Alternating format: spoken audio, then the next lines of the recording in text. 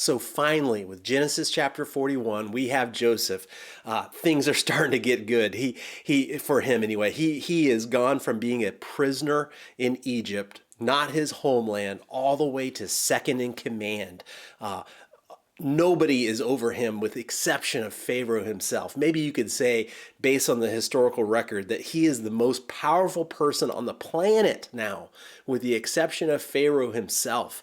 And that was all that God did. And it's such an incredible picture. And we're not done with Joseph's life, but such an incredible picture of the powerful statement that Joseph makes to his brothers later in Genesis, where he says, what you meant for evil, God meant for good. And so here's what I think the big idea for this passage is that we need to entrust ourselves to the provident hand of Jesus. Entrust yourself to the provident hand of Jesus. And I think three main areas where I think the text takes us. First of all, entrust yourself to the provident hand of Jesus, and he will exalt you. We see that's what happens with Joseph. He gets exalted from prisoner all the way to second in command. He gets all the stuff and all the power, all those things that go along with that position. And we see that same idea with what God's going to do for his people, looking forward to our future. Romans 8:15 through 18, he says, "For you received the spirit of adoption, by whom we cry out, Abba, Father. The Spirit himself testifies together with our spirit that we are God's children, and if children, also heirs, heirs of God and co-heirs with Christ." What an incredible idea that we aren't just like slaves and servants, but we are children of God, co-heirs with Christ, if indeed we suffer with him, so that we may also be glorified with him. We're going to share in the glory of Jesus. He is going to exalt us. "For I consider that the suffering of this present time are not worth comparing with the glory that is going to be revealed to us." So entrust yourself to the provident hand of Jesus, and he will exalt you. Christian, that's your future. The glory of Christ shared with us. He will exalt you. And then the second thing I think that we see here is that if we entrust ourselves to the provident hand of Jesus, he will make your past your past. Look at what what he names his firstborn. Verse 51, it says, "Joseph named the firstborn Manasseh and said, 'God has made me forget all my hardship and my whole family.'" And man, he has been through some hardship, hasn't he? Look at the pain that he has experienced, the scars that he must have, all the hurt, the betrayal, the injustice. It's unfathomable all that he has gone through. Manasseh, it sounds like the Hebrew word for forget.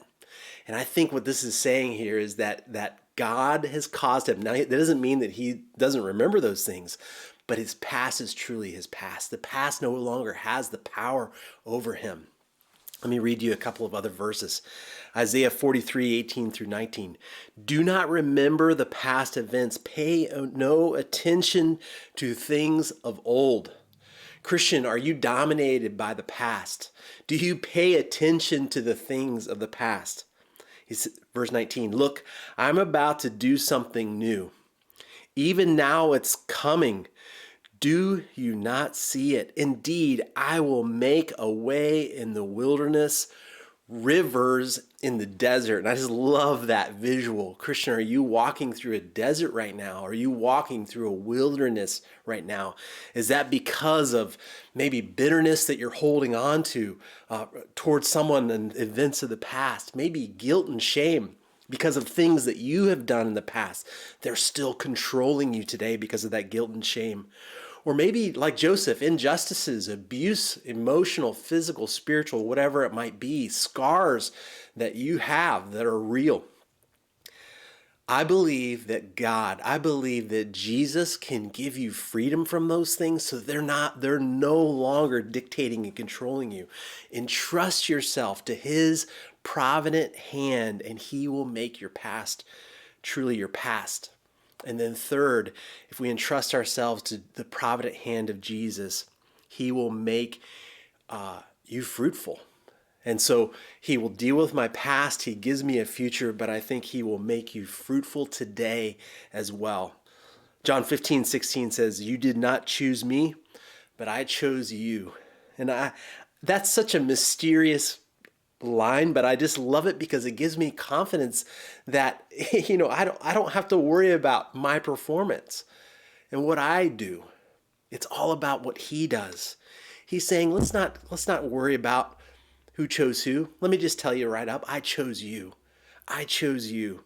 And I appointed you to go and produce fruit, and that your fruit should remain, so that whatever you ask the Father in my name, he will give you. And trust yourself to the provident hand of Jesus, and he will make you fruitful in God's kingdom.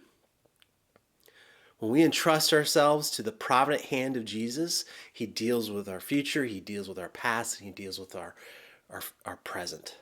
And I feel like that's an incredibly freeing, incredibly powerful message that we have. Now you might be thinking, well, what about this future? What about this present? What about that past? And I don't have all the answers.